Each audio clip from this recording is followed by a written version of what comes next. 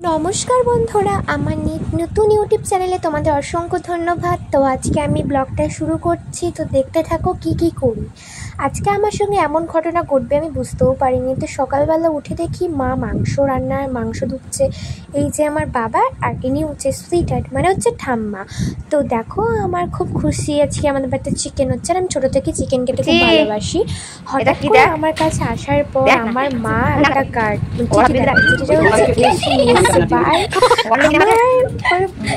Dream ছিল, ঠিক আছে, এই ড্রিমটা হঠাৎ করে পূরণ করে দিয়েছে। আমি জাস্ট বলেছিলাম একদিন, বাবা আমার না খুব গরম লাগছে, তো আমি পাচ্ছি না, প্লাস আমি একবার বলেছি, তারপরে আমাকে একদম সারপ্রাইজ বানিয়ে দিয়েছে।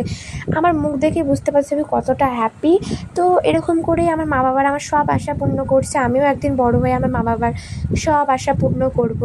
তোমরা আমার পাশে থেকো, তোমাদের মা বাবাকে এরকম, আর তোমাদেরও কি ইচ্ছা হয় যে মা বাবার পাশে দাঁড়াবে, স্বপ্ন পূরণ করবে।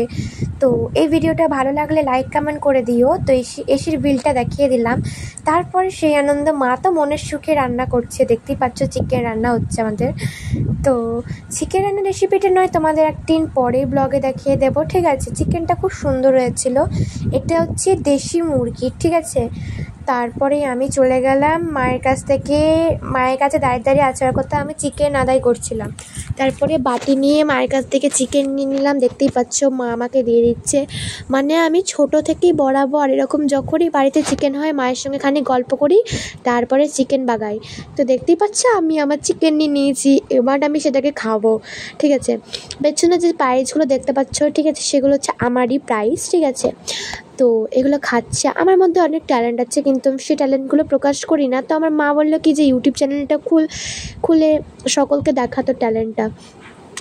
তারপরে আমি দেখো কীভাবে খাচ্ছি, দেখো ওর স্পিডে খাচ্ছি না, ঠিক আছে। আমার খুব গরম লাগছিলো, হেভি লাগছে খেতে, ঠিক আছে, মানে কি বলবো। তারপর ঠাকমাকে ডাকলাম, ঠাকমাকে বলছি দেখো, ঠাকমা বলছি ঠিক আছে চলে গেল।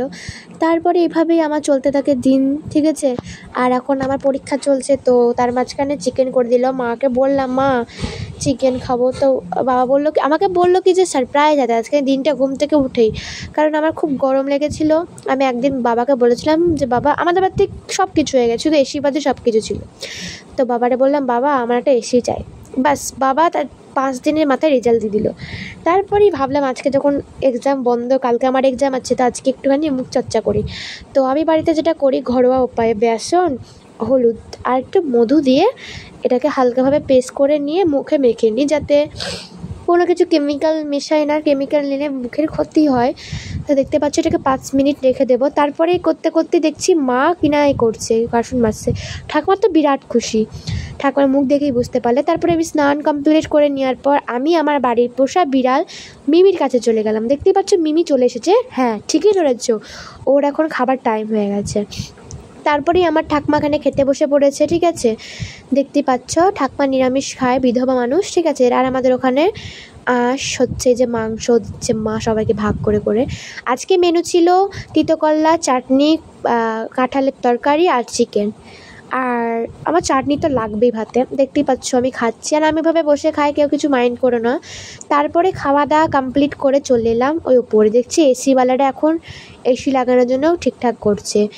তারপরে আমি নিচে গিয়ে একটু ঘুমাতে গিয়ে আমার বান্ধবী চলে এসেছে 500 টাকা ধার চাইতে, খুব দরকার দে। তারপরে আমি ওকে 500 টাকাটা দিয়ে দিলাম, ঠিক আছে। তো বলছে আমি দিয়ে দেবো, আর ও কথা বিশ্বাস হয় না আমার কথা, ও মিথ্যা কথা বলে, তো এর জন্য আমার খুব ভয় লাগে। তো খুব বান্ধবী তো তার জন্য দিয়ে দিলাম। তারপরে দেখি কি যে এসিটা পুরোপুরি ফিট হয়ে গেছে। বাহ, আমার তো খুব খুশি লাগছে, মানে বাড়িতে একটা নতুন সদস্য এসেছে, ঠিক আছে। তো আমার বাড়িটা নয় তোমাদের একদিন পুরো ঘুরে দেখাবো, ঠিক আছে, আমার ছোটো বাড়িটায় তোমাদের দেখাবো। তো এই নিয়ে আমি খুব সুখী আছি, ঠিক আছে। এই যে এখন ঝাড়াঝাড়ি চলছে, কমপ্লিট করছে। এই যে আমি এখানে পড়ছিলাম, পড়তে এসি রিমোট, ঠিক আছে। তারপরে আমি আমার মুখ দেখে বুঝতে পারছি আমি কতটা হ্যাপি হয়েছি যে এসির হাওয়া খাচ্ছি এখন বসে আমরা। তারপরেই আমার মা নিচে চলে গেল। তারপরে মায়ের হাতের কাজ দেখাচ্ছি, দেখো এটা আমার আর একটা মায়ের কাজ। আমার মা আমাকে বানিয়ে দিয়েছিল ক্লাস 7-এর যখন আমাদের পরীক্ষা হয়, তখনই টেবিল ক্লথ বানাতে চাই, তখন সই মামারা বানিয়ে দিয়েছিল। এত সুন্দর কাজ কি বলবো। ভিডিওটা ভালো লাগলে লাইক কমেন্ট করে দিও, আর সাবস্ক্রাইব করতে ভুলো না। টাটা।